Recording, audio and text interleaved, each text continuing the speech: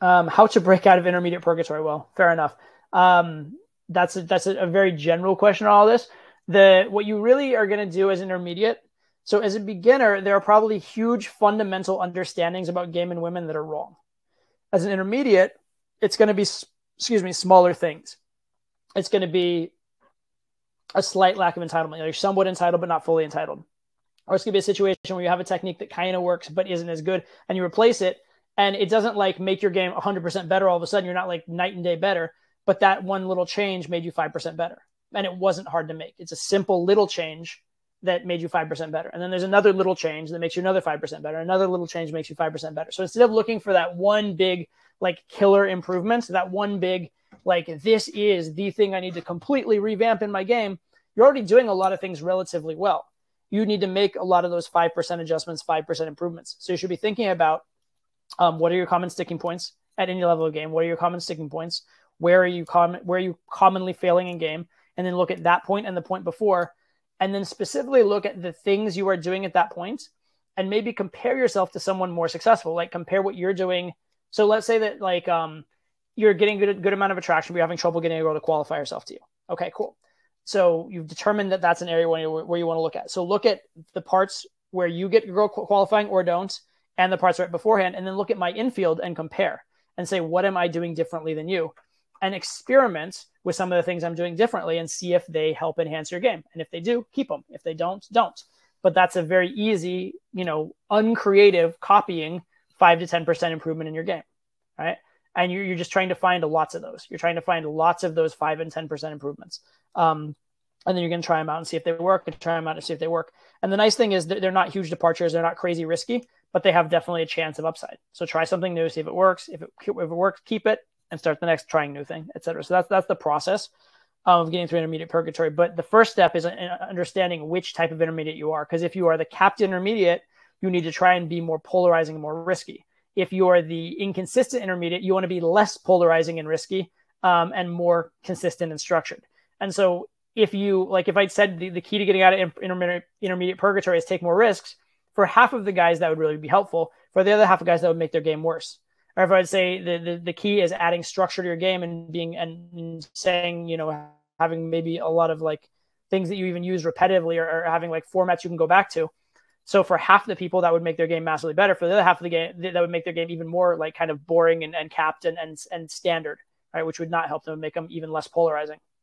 So the first part is understanding which type of intermediate you are. And I think that's the issue, is it's not the same for everybody. You can absolutely be an intermediate who is too bold and ballsy. You can absolutely be an intermediate who is too safe and not exciting, or not, you don't have the potential. Again, you're shooting with the sniper rifle, not the bazooka. So that's the first step, is determine which intermediate you are. And then the second step is start identifying sticking points and looking for those 5% improvements. And with that specifically, try and compare yourself to someone who you know is getting results. Try and compare yourself, for example, to me and my infield as one good source. Okay. Hey, Todd, thank you. What's the fastest way to go from intermediate to advanced? So again, identify first, step by step. First, identify which type of intermediate you are. Are you the bazooka intermediate or the sniper rifle intermediate? Which one are you? Right. And then you want to be probably a little bit more of the other one. If you're a little bit of both, then you want to just keep implementing 5% wherever you can, but then constantly notice if you're going one direction or the other. So if you start implementing some of these 5% things that are more polarizing, and all of a sudden your results start to get inconsistent but better, then you can calibrate back and you know what to add more of. But if at this particular moment you're sort of like equally bad at both, then just keep working on both. But then you want to find what is your consistent point of failure. So one, are you getting inconsistent but good results, or consistent but mediocre results? Number one. Number two, what's your consistent point of failure and what's the point beforehand? And then what are the things you are doing there that are differentiated from what the guys that are being successful are doing there? And in particular, this is another thing I haven't added yet in the call. Anything that is out of character, anything you're doing that's particularly gamey, or that you wouldn't do around your friends, or that you wouldn't do around a girl that you already know likes you, has a higher probability of being a leveling behavior or a sticking point. Whereas things that you do when you're confident and when you're around people you know like you have a lower probability of being a bad sticking point. So when you're evaluating your various behaviors, look for the ones that seem less natural to you first. Not to say that those will be the ones, because sometimes you need to do something unnatural because you're growing into the behavior. But so it's not to say that it will be those ones, but it's just the good first place to look. Is the path out of purgatory more about high volume practice or high quality practice? If you're in a position where you have the time, logistics, commitment to practice, what do you suggest for scheduling goals? It's definitely more about high quality practice than high volume practice. The fact that you've gotten to intermediate already means you've done at least enough volume to get past beginner. And it means that you are probably going to see enough results that you're going to keep consistency and keep some kind of volume. So it's definitely about you need to do enough sets to get feedback, right? When you're trying a new thing, you need to get enough sample size to see if it worked or didn't work, for sure. And you need to be doing game consistently enough that you don't get rusty, and so that you're dealing with your actual sticking points as opposed to dealing with your rustiness on a consistent basis. So there is a bare minimum of game that you need to do, but it's not super high. The most important thing that you can do as an intermediate is what happens before and after each session, right? Which is essentially going over your previous session, determining what went well, what went poorly, and why, and then coming up with one specific new thing to focus on for the next session.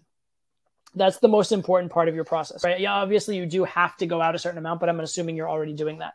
And doing more and more and more approaches without improving the approaches is not really going to help you very much. So doing twice as many approaches with the same amount of analysis or half as much analysis will either, be the same or be virtually the same or even worse results than if you just did, half as many approaches, assuming it's an appropriate number, assuming it's a reasonable number, and did good analysis and good planning and trying out new things, right? So you want to be running good experiments. That's really the biggest thing you can do process-wise is run good experiments.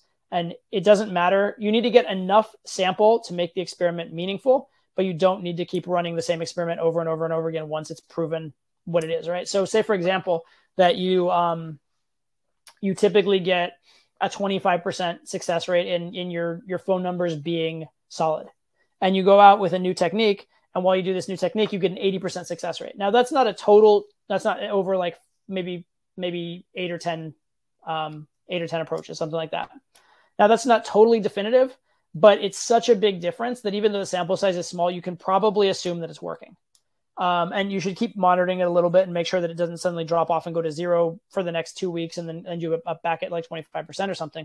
But you can probably assume it's good and just implement, be like, this is clearly better. This is clearly working. Even though the sample size isn't huge, the difference in the results is huge enough that it's probably reliable.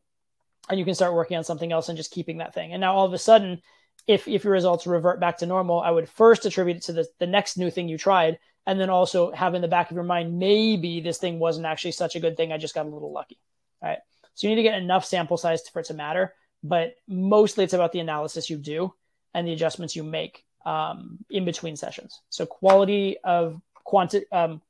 It's not about the quantity of practice. It's about the quantity of quality practice you do. And it's also about just pure on, full on, just the quality of practice you do, even if it's far fewer sets, doing them as quality in terms of you bring your best each set and you do good analysis and adjustment between sets. That's the most important thing you can have at intermediate.